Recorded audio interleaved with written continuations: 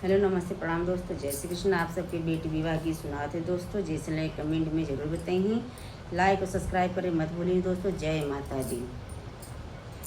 जेहि दीन है बेटी तोहरा जनम भइले भइले भदउआ करात सास ननद घरे दिए नान बारई स्वामी मोर सोवले दुआर जेहि दीन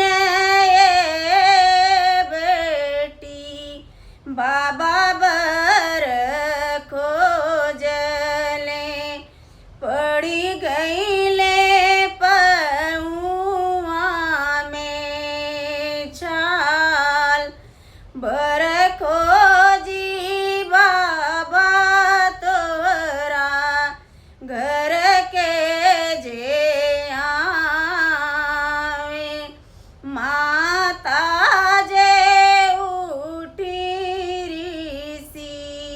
ऋषियाय जेहि दीन बेटी बाबा बर खोजले माता डेवड़िया के ठाड़ जेहि दीन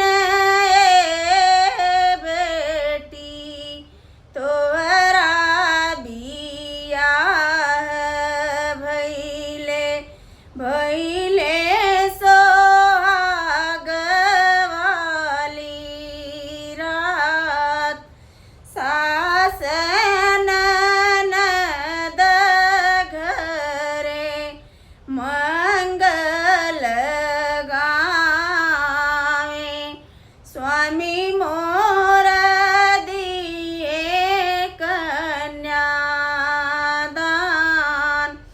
जेहि दीन बेटी तोहरा विदाई भइले मोरे लेखे दुनिया अन्हार जेहि दीन